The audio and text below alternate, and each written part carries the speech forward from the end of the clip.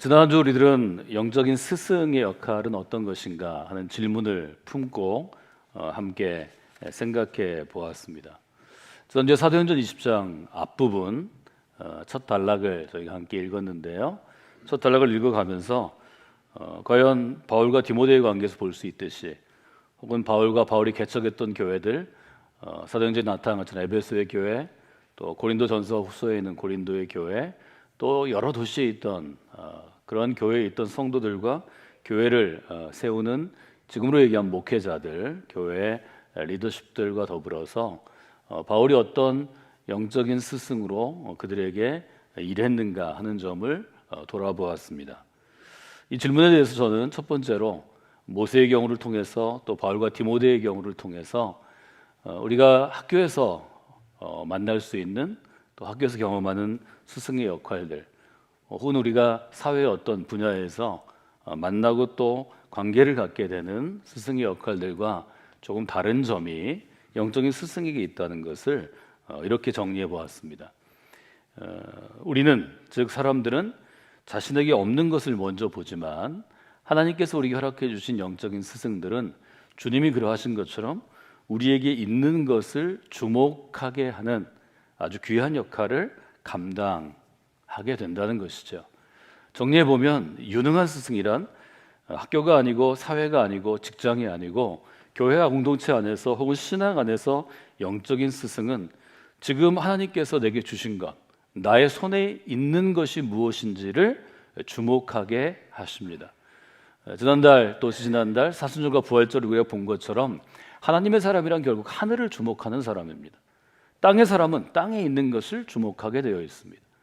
하나님께서는 우리를 그리스도로 부르실 때, 하나님께서 이 자리에 성강 믿음의 공동체 안으로 우리를 부르실 때 반드시 우리에게 주신 무엇이 있는 것입니다. 이것을 볼 수 있어야 믿음의 눈이 열린 것이고, 이것을 볼 수 있어야 하나님의 손에 주목하는 것입니다. 모세를 향해서 하나님 물어보십니다. 지금 너의 손에 있는 것은 무엇이냐? 이렇게 아주 분명하게 물어보십니다. 여러분의 손에 지금 있는 것을 주목하는 눈과 또 의식, 마음과 생각이 열려지는 귀한 여러분들이 되시기를 원합니다. 하나님께서 분명히 반드시 여러분에게 주신 무엇이 있습니다. 우리는 그것을 가지고 신앙생활을 하는 것입니다. 우리는 그것으로 우리의 삶을 이끌어 나가는 것입니다. 그러므로 영적인 스승은 지금 나의 손에 있는 것이 무엇인지를 먼저 주목하게 하십니다. 사도행전 앞선 3장 4장에서 보는 베드로와 요한, 야고보 사도들의 이야기로 하면 눈뜨게 하십니다. 그리고 내게 있는 것의 가치를 깨닫게 하십니다. 이게 두 번째 단계죠. 내게 있는 것이 아무리 중요한 보물이라도 이 가치를 내가 인정하고 깨닫지 못하면 내 안에 있는 보물은 보물이 아닙니다. 다른 사람 손에 있는 것은 보물처럼 보이지만 내 안에 있는 것은 돌처럼 보이는 것이 깨닫지 못한 이들의 특징이라고 볼 수 있습니다. 더 중요한 게 있습니다. 하나님이 내게 주신 것이 있고 내게 주신 것으로 내가 그리스도의 삶을 살아가기를 원한다면 하나님께서는 영적인 스승들을 통해서 그 사용법을 알려주십니다. 말하자면 내 손에 있는 것으로 내가 어떻게 쓰임받을 수 있는가, 내가 어떻게 쓰임받는 인생이 될 것인가 하는 점을 우리가 깨닫게 되는 것입니다. 바울은 여러 명의 제자가 있었지만 특별히 디모데를 사랑했던 것 같습니다. 디모데의 이름으로 디모데에 보내는 편지들이 있습니다. 이 편지를 보면 바울과 적어도 한 세대 이상 차이가 나는 아들과 같은 그러한 디모데가 바울이 목회하던 교회 공동체를 이제 물려받았을 때 그들이 바울보다 비교되는 젊은 디모데를 과연 목사님으로 인정했을까요? 인정하기 어려웠을 것입니다. 인간적인 경험과 연륜으로 봐도, 목회 경력으로 봐도 그는 처음 담임 목사로 교회를 섬기는 것입니다. 아주 큰 어려움에 빠졌던 것 같습니다. 교인들이 디모데 자신을 목사님으로 인정하지 않을 때 그는 낙심했을 것입니다. 마음이 땅에 떨어졌을 것입니다. 열심히 일했지만 좋은 성과가 나지 않았을 때 그는 지쳤을 것입니다. 교회는 어떤 갈등과 문제가 있어서 리더로서 치리하고 결정했는데 그 결정을 따르지 않을 때 그는 리더십에 아주 심각한 도전 앞에서 그만두어야 하는가 계속해야 하는가를 고민했을 것입니다. 바울은 그의 옆에 서서 디모데가 온전한 목회의 길을 감당할 수 있도록 계속 그를 붙잡아 권면하고 가르치고 충고하고 바로잡습니다. 첫 번째로 바울이 디모데에게 한 얘기는 어떤 것인가요? 너를 업신여기지 못하게 하라는 명령이었습니다. 디모데전서 4장 12절에 보면 누구든지 너의 연수함을 업신여기지 못하게 하라. 우리가 어떤 일을 할 때, 아니 이 세상 가운데 살아갈 때 가장 힘들고 어렵고 내 자리에서 그만두고 싶고 넘어져서 지쳐 쓰러져서 일어나기 힘든 때가 언젠가야. 내가 하는 일이 혹은 내 지위가 혹은 내 역할이 인정받지 못할 때입니다. 업신여긴다는 것은 바꿔 얘기하면 인정하지 않는 것입니다. 업신여긴다는 것은 바꿔 얘기하면 무시하는 것입니다. 교회 공동체에서 담임 목사님의 자리에 있는데, 영적인 공동체에서 영적인 교사의 자리에 있는데, 설교자의 자리에 있는데 업신여김을 당하는데 어떻게 목회할 수 있겠나요? 교회에서 어떻게 그가 목회자로 설 수 있나요? 이런 어려움이 있을 때 바울은 먼저 그의 마음을 터치합니다.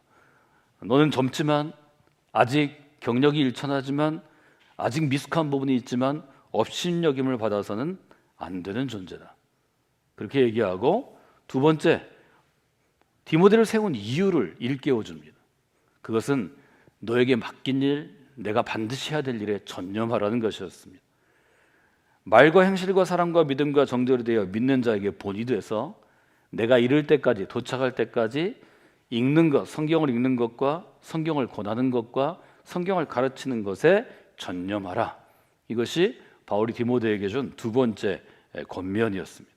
그 다음 뭘 얘기하나요? 내 속에 있는 은사를 주목하라고 도전합니다. 14절에 이렇게 되어 있죠. 내 속에 되어 있는 은사, 하나님이 이미 장로의 회, 장로의 모임에서 그 당시 말하자면 새로운 전통에 따라 목회자로 안수받을 때 예언으로 받은 것을 조심 없이 하지 말아라. 이것을 쉽게 번역하면 소홀히 하지 말라. 표준세 번역은 그렇게 번역하고 있습니다. 내 속에 있는 은사를 주목하라는 거죠. 이미 디모데가 목회자로 안수받을 때 하나님께서는 그를 목회자로 사용하시기 위해, 쓰시기 위해서 무엇인가 주신 재능, 선물, 기프트가 있다는 것이죠. 여러분 그리스도인이 되었습니다. 그리스도인이 그냥 되는 것이 아닙니다. 그리스도의 십자가 구원의 생명의 값입니다. 우리는 그것을 피의 은총, 피의 값이라고 부르는데요, 보혈의 은총입니다. 여러분이 그리스도인 되었을 때 여러분이 그리스도인으로 살아가도록 충분한 영적인 재능과 은사들을 하나님이 이미 주셨을 것입니다. 교회는 그 주신 은사들에 주목하도록 하는 것입니다. 은사들을 발견하게 하는 것입니다. 은사를 내가 스스로 인정하고 가치를 깨닫게 하는 것입니다. 그리고 그 은사가 훈련받아서 잘 다듬어져서 쓰임받게 하는 공동체입니다.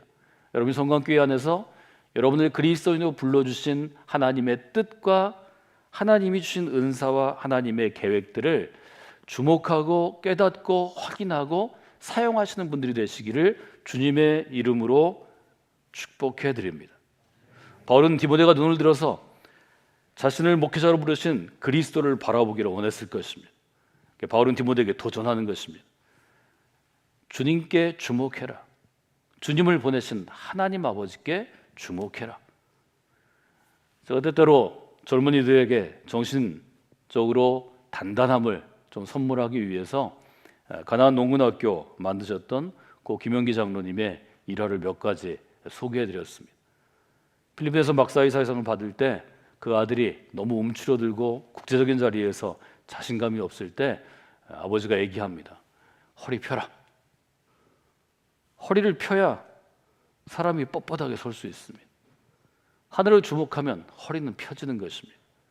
저는 허리 펴라 그 이야기를 들을 때 하늘을 주목하라고 말씀하셨던, 지난달에 봤던 스테반의 이야기를 생각해 보았습니다. 바울은 때때로 하늘을 바라보라, 즉 위의 것을 생각하라, 바라보라, 기대하라고 교인들에게 도전했습니다. 여러분이 성광교회 믿음의 공동체 안에 오실 때, 여러분이 어떤 일로 허리가 구부러질 때, 어떤 일로 여러분의 시선이 땅에 처박힐 때, 어떤 일로 여러분이 지치고 쓰러져서 땅에 붙어 있을 때 하늘을 주목하여 허리를 펴는 믿음의 역사가 여러분의 삶 가운데 매일매일 계속되기를 원합니다. 그리스도인은 하늘을 주목할 때 삶의 에너지가 주어지는 것입니다. 영혼의 에너지가 주어지는 것입니다. 그리고 나서 바울은 디모데를 향해서 영적인 표대, 영적인 목표점, 결승점을 제시합니다. 그것은 어떤 것인가요? 이 모든 일에 전심전력하여 너의 진보를 모든 사람에게 나타내라는 것입니다. 드러내라는 것입니다. 이미 어렵고 힘들고 미숙해도 목회를 시작했고 목회자로서 이 교회를 책임져야 하기 때문에 지금부터는 죽도록 노력해서 전심전력해서 너의 진보를, 너의 나아감을, 너의 성숙을, 너의 성장을, 너의 발전함을 모든 사람이 볼 수 있도록, 나타난다는 것은 모든 사람이 볼 수 있는 거죠. 볼 수 있도록 하라는 거죠. 바울이 행했던 이 과정들을 모두 하나로 모아서 뭉뚱그려서 사람을 권하여 세우다, 이렇게 우리가 설명할 수 있겠습니다. 지난주에 저는 스승의 역할의 첫 번째로 바울이 했던 일을 사도행전 20장에서 권하다라는 말씀에 주목하도록 여러분에게 설명해 드렸습니다. 20장 1절은 이렇게 시작하죠. 소요가 그침에 바울은 제자들을 불러 권한 후에 작별하여 떠나 마게도니아로 가더라. 적어도 세 가지의 중요한 바울의 행동이 서술로 봉사를 중심으로 나눠져 있습니다. 처음에는 제자들을 불렀습니다. 모이게 했습니다. 두 번째, 모인 사람들을 권했습니다. 세 번째, 권하고 난 다음에 작별했습니다. 여기서 권하다라는 말의 의미가 중요하다고 말씀을 드렸습니다. 업신여김을 당하지 말라, 허리를 펴고 당당하게 하늘을 봐라. 이것은 일종의 한 사람의 마음을 움직이는 것입니다. 한 사람의 영혼에 능력, 힘, 파워를 주는 것입니다. 이런 말을 우리가 격려하다라는 말로 씁니다. 그런데 영적인 스승들은 격려에서 끝나는 게 아닙니다. 격려에서 끝나지 아니하고 권하다라는 헬라어 단어가 갖고 있는 더 깊은 차원의 무엇이 있습니다. 바울은 단순히 디모데를 격려한 게 아닙니다. 얘야, 잘 될 거야. 내일이면 더 좋은 일이 있을 거야. 교회가 더욱더 부흥할 거야. 여러분, 이런 말로 잘 되지 않습니다. 더 좋은 일이 일어나지 않습니다. 바울은 아주 분명하게 디모데를 향해서 내가 이미 너에게 가르치고 훈련하고 마음 가운데 아주 새겨 넣으라고 했던 신앙의 원칙을 지키라고 도전합니다. 너는 믿는 사람들에게 본이 되는 사람이다. 너의 언어나 행실이나 믿음이나 정절이나 헌신에 있어서 본이 되어야 한다. 너는 전심전력해서 너의 진보를 드러내는 사람이 되어야 한다. 이것은 보통의 격려와는 다른 것입니다. 격려는 격려로 끝납니다. 그러나 그리스도 안에서 영적인 원칙과 영적인 권위를 가지고 권하는 것, 권면하는 것은 거기서 끝나는 게 아닙니다. 그래서 격려하다와 권하다는 뜻이 다르다고 말씀을 드렸습니다.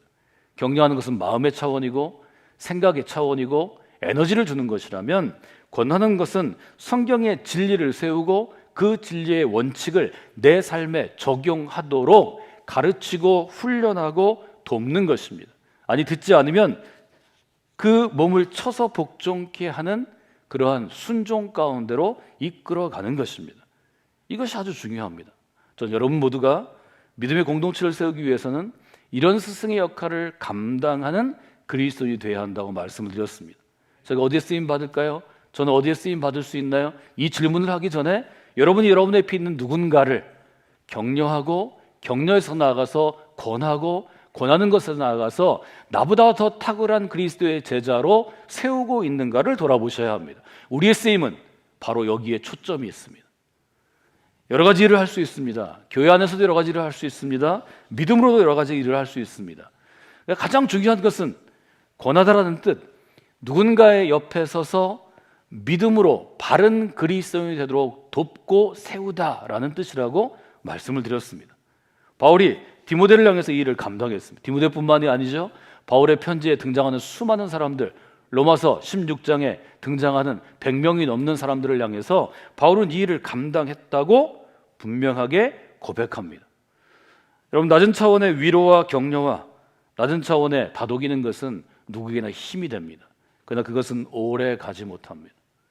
그 어린 상태에서 일어나서 성숙한 상태가 돼서 늘 위로받아야 신앙생활을 할 수 있고, 누가 늘 안아주고 다독이고 칭찬해야 신앙생활을 할 수 있는 게 아니라 어떤 환경에서도 바울의 표현처럼 내가 아주 높은 자리에 있든지 낮은 자리에 있든지, 내가 아주 몸이 건강하든지 아니면 병들어 죽게 되었든지, 아니면 내가 아주 비천하든지 아니면 아주 높은 자리에 있든지 스스로 그리스도인으로 살아가도록 세워지는 것, 이것이 여러분이 누군가를 옆에서 도울 때 하나님이 주시는 선물이고 여러분의 성숙의 열매가 될 것입니다.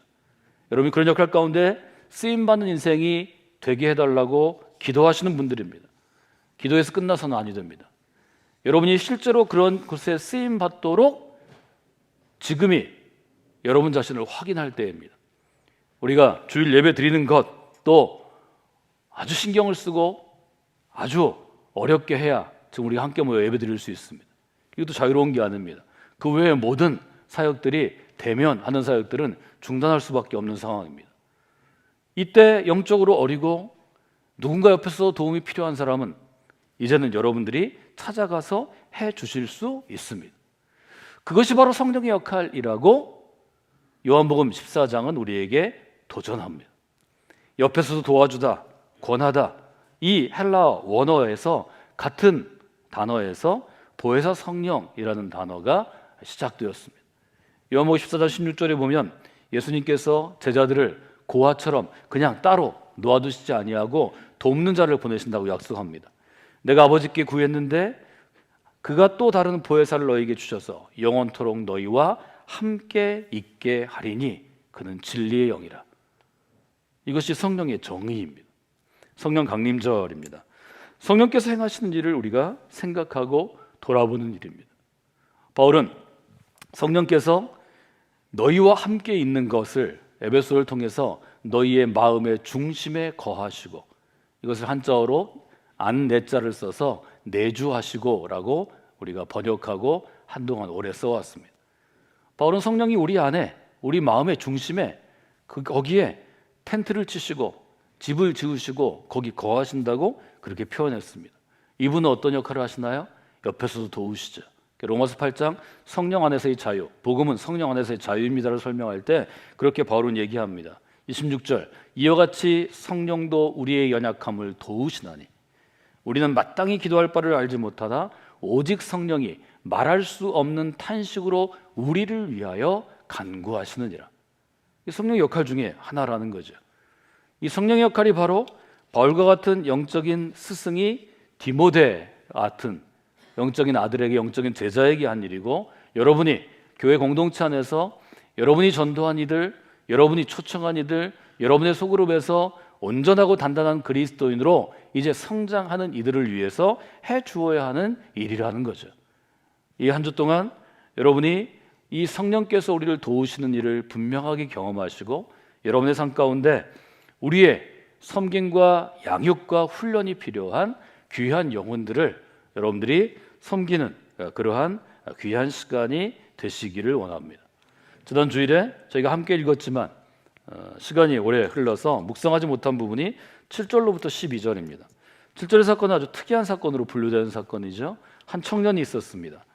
이 청년이 바울이 마지막 밤, 이제 그 밤이 지나면 그 다음날 아침에 완전하게 이 도시를 떠나야 할 때, 이 교회 공동체를 떠나야 할 때 함께 모여서 바울과 마지막 시간을 같이 했습니다. 7절에 보면 이렇게 되어 있죠. 그 주간의 첫날에 우리가 떡을 떼려 하여 모였더니 바울이 이튿날 떠나고자 하여 그들에게 강론할세. 바울이 작별 인사를 해야 했습니다. 바울이 작별을 하기 전에 그 얼마 남지 않은 몇 시간 동안, 예를 들면 낮에 노예로 있던 사람들이 많이 있죠. 저녁 8시는 돼야 끝나지 않았을까요? 생업에 종사해야 됐던 평민들이 많이 있었습니다. 어두워져야 문을 닫았겠죠. 그들이 모이면 8시에서 9시 됐을 것입니다. 바울이 내려아치면 떠나가야 합니다. 시간이 없었을 것입니다.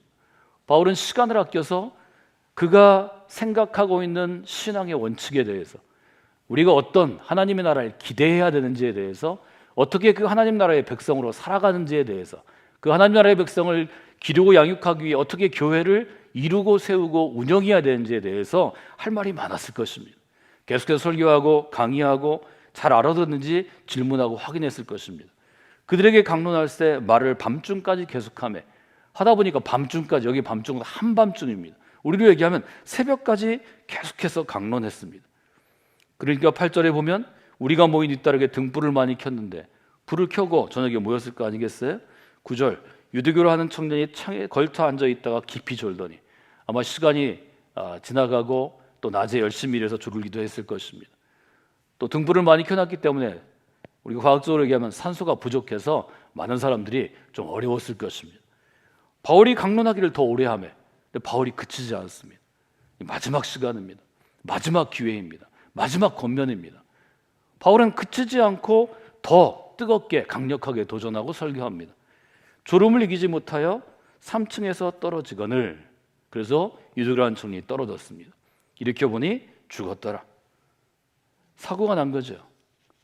소란스러워졌지 않을까요? 바울의 강론이 중단됐을 것입니다. 바울의 설교가 중단됐을 것입니다. 강의가 중단됐을 것입니다. 다른 여러 가지를 생각할 수 있지만 전 여러분이 바울의 반응에 주목하면 좋을 것 같습니다. 바울은 설교를 멈추고 강의를 멈추고 청년을 붙잡아 안고 안수했습니다. 10절 바울이 내려갔습니다. 그 위에 엎드렸습니다. 그 몸을 안았습니다. 말하되 떠들지 말라 아직 생명이 그에게 있다 하고 11절 올라가 떡을 떼어 먹고 청년이 놀랍게 다시 생명을 찾았습니다. 11절을 주목하면 좋을 것 같습니다. 오랫동안 곧 날이 새기까지 이야기하고 떠나니라. 더 주목할 점은 바울의 그 다음 행동입니다. 이런 일이 있으면 우리 이 정도에서 중단하고 이제 집에 들어가 쉬자 그랬을 것입니다. 바울은 중단하지 않습니다. 더 오랫동안 곧 날이 새기까지 해가 뜰 때까지 이야기하고 길을 떠났다는 것입니다. 밤새도록 오랫동안 날이 새기까지 이것이 바울이 하나님의 말씀을 전할 때 취했던 일종의 자세입니다. 한 사람의 그리스도를 세우는 일은 이와 같은 것입니다. 성서대학에서 하나님의 말씀을 대하는 자세를 얘기할 때 제가 세 가지 단어를 얘기합니다. 끝까지 계속해서 쉼 없이 별것 아닌 것 같지만 하나님의 말씀을 대하는 자세이고 그리스도인이 살아가는 자세입니다. 그리고 이것은 곧 영적인 스승의 자세입니다. 성도들을 양육하는 소그룹 리더가 이 마음을 가져야 합니다. 끝까지 계속해서 쉼 없이 포기하지 않고 믿음으로 신앙의 원칙을 가르치고 사람을 세우는 그리스도인이 되어야 합니다. 어린아이와 청소년과 청년들을 양육하는 교회학교의 교사들이 이 자세를 가져야 합니다. 우리 교회에서 저와 함께 안수받은 목회자로서 목사님과 전도사님으로 예배하고 목회 일들을 감당하는 목회자들이 이 일을 가져야 합니다. 여러분들 그 마음을 가지고 하나님께 나아가야 합니다. 이것이 사실은 바른 스승의 역할을 감당하는 모습이라는 것을 여러분들이 마음 가운데 두시면 좋을 것 같습니다. 저는 이런 바울의 자세를 끝까지 포기하지 않고 계속해서 쉼 없이 가르치는 사역을 이렇게 이미지로 생각합니다. 바울의 마음의 중심에는 마을의 한가운데는 바울의 영혼의 한가운데는 꺼지지 않는 불꽃이 불타오르고 있었을 것입니다. 저는 오늘 설교의 제목을 꺼지지 않는 불꽃처럼으로 정했습니다. 우리가 영향을 받은 많은 사람들을 선생님이라고 부른다면 스승이라고 부른다면 아주 우리는 여러 사람들을 생각할 수 있습니다. 어떤 분은 호랑이 같은 동물의 이미지로 생각할 수 있을 것입니다. 어떤 분은 수선화 같은 꽃의 이미지로 생각할 수 있을 것입니다. 저는 바울을 생각하면 꺼지지 않고 타오르는 불꽃이 생각납니다. 이것은 초기 교회 성령의 역사였습니다. 베드로와 야고보와 요한과 같은 예수님의 제자들, 유대인이 중심이 된 예루살렘 교회에도 꺼지지 않는 영적인 불꽃이 있었습니다. 안디옥 교회 바울과 같은 이방의 경험, 즉 로마 제국의 사람으로서의 경험을 하고 디모데처럼 유대인이 아니고 이방인으로 그리스도인이 된 이들이 중심이 된 안디옥 교회에도 꺼지지 않는 불꽃이 있었기에 오늘 우리가 이 자리에 서 있을 수 있습니다. 교회 역사가 2000년 동안 계속된 것입니다. 감리교는 18세기 1703년에 태어났으니까요. 그리고 1791년에 돌아가신 존 웨슬리 목사님의 신앙운동의 기초에서 세워진 개신교 프로테스탄트의 교파입니다. 대표적인 미국의 개신교 교파죠. 존 웨슬리도 아주 어두워진 18세기 영국 사회 노예 무역을 통해서 수많은 부를 가졌지만 그것은 왕족과 귀족과 특정한 자본가 계층에 편중되어 있고 대부분의 사람들이 어려워서 아이들은 어릴 때부터 6살 때부터 탄광에서 일하거나 고아원에 수많은 아이들이 버려지고 런던의 건물이 둘 중에 하나는 술집이라고 얘기할 만큼의 타락한 사회를 믿음으로 바꾼 신앙 운동을 일으킨 존 웨슬리에게도 바울이라는 영적인 스승이 갖고 있던 꺼지지 않는 불꽃이 그 안에서 타올랐기 때문일 것입니다. 지난 주일에 전 설교의 제목을 세 가지 단어로 정해봤습니다. 첫째는 그리움이라는 단어였습니다. 그리움은 열정이 넘치는 스승을 우리가 그리워하는 시대에 살고 있다라는 생각이 있기 때문입니다. 열정이 넘치는 스승이 어렵죠. 더군다나 우리가 지금 코로나를 겪으면서 2020년을 지내고 2021년이 됐는데 앞으로 교회가 눈에 보이는 열정이 많이 사그라질 것입니다. 우리 교회를 세우고 또 우리 교회를 이끌어오고 뉴스페이스 사역을 진행하기 전에 저는 2006년부터 10여 년 동안 제자훈련 또 영적인 훈련들을 매일 여러분들과 함께 많을 때는 100명 가까운 인원들과 매일매일 한 주간 한 주간에서 사람들을 길러냈습니다. 지금 그렇게 도전하면 지금 30대와 40대의 젊은 우리 교회에 있는 그리스도인들이 과연 그처럼 반응할까? 시간을 아껴가면서 일주일에 7가지의 숙제를 해가며 성경을 20절씩 외우고 책을 한 권씩 읽고 또 성경 공부를 연구하고 하는 그 과제들을 그토록 열정적으로 열심히 해올 수 있을까? 뭐 이런 사실은 마음이 있습니다. 두 번째, 제가 소중함이라는 단어를 선택해 봤습니다. 열정이 넘치는 그리스도인을 세우는 교회가 얼마나 소중한가?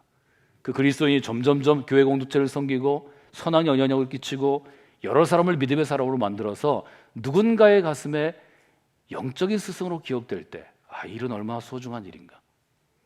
아쉬움도 있습니다. 열정이 넘치는 신앙의 스승이 얼마나 부족한 시대인가? 여러분, 결국 신앙은 사람입니다. 그리스도인이 된다는 게 결국 한 사람이 예수님이 만들고자 했던 제자의 모습으로 바뀌어가는 것입니다. 우리의 신앙은 건물이 아닙니다. 우리의 신앙은 쌓여있는 어떤 부유함, 재정적인 여유가 아닙니다. 우리의 신앙은 그 시대 가운데 하나님이 선택한 누군가가 온전한 그리스도인, 그리스도를 닮은 사람으로 변화돼서 그리스도처럼 살아가려고 애쓰고 노력하는 것입니다. 거기에 우리의 가치가 있습니다. 사도행전 20장을 제가 여러분과 함께 계속해서 읽어가는 것은 거기에 우리의 그리움과 소중함과 아쉬움을 떨쳐버릴 만한 한 사람의 그리스도의 모습이 그려져 있기 때문입니다. 오늘 함께 읽은 17절부터 24절의 단락에 보면 바울은 이렇게 얘기합니다. 바울이 밀레도에서 사람을 에베소로 보내어 교회 장로들을 청하니, 장로들을 청해서 이제 떠나기 전에 말하자면 리더십들에게 교회를 부탁합니다. 오매 그들에게 말하매, 아시아에 들어온 첫날부터 지금까지 내가 항상 여러분 가운데 어떻게 행하였는지, 어떻게 교회를 세우고 여러분에게 전도하고 여러분을 리더로 훈련하고 어떻게 믿음의 본을 보였는지 여러분도 아는 바입니다. 곧 모든 겸손과 눈물이며 유대인의 관계로 말림한 시험을 참고 주를 섬긴 것과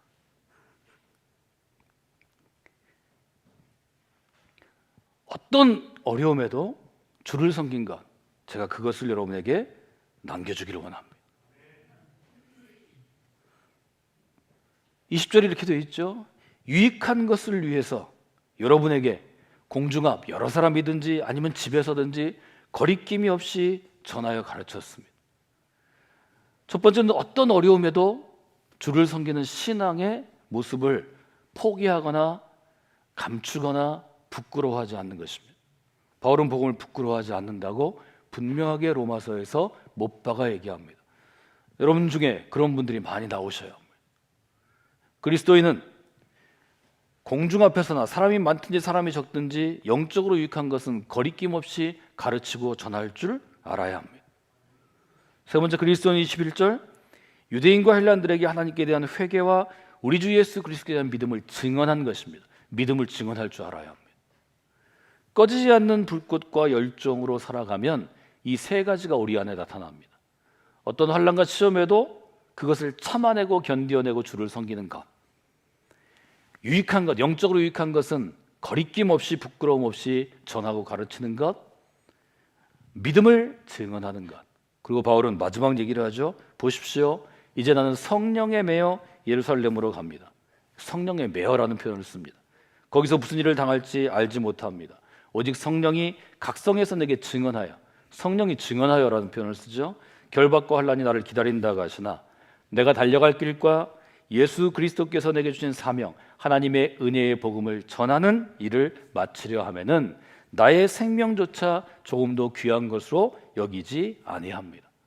우리가 늘 자주 인용하는 사명 받은 사람, 부르심을 받은 사람의 고백이 이 자리에 있는 것을 우리가 보게 됩니다. 그래서 저는 여러분에게 바울의 스승의 역할을 감당하면서 또 보면서 저도 4가지를 지적해 드렸는데, 첫째, 영적인 스승은 늘 누군가를 권하여 믿음으로 세우는 역할을 감당합니다. 질문하셔야 합니다. 나는 지금 누군가를 믿음으로 권하여 세우고 있는가?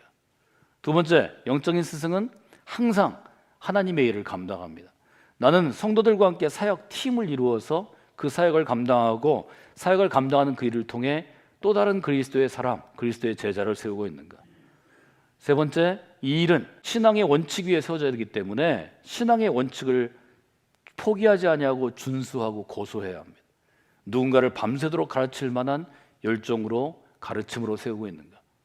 이 일이 가능하기 위해서는 꺼지지 않는 불꽃을 품고 있어야 합니다. 그럼 마지막 질문은 내 안에 꺼지지 않는 거룩한 불꽃을 품고 있는가? 이렇게 질문할 수 있겠습니다. 지난주 이번 주에 저는 바울 사도의 모습에서 영적인 스승의 모습을 4가지로 정의해 봤습니다. 이 4가지를 여러분 기억하시고 여러분 이 4가지 질문을 이 한 주간 여러분 자신에게 던지시면서 이 일을 여러분이 할 수 있는 한 최선을 다해 전심전력하여 나가시면 하나님께서 여러분의 주신 것을 통해서 여러분이 쓰임받는 삶으로 세워지리라 믿습니다.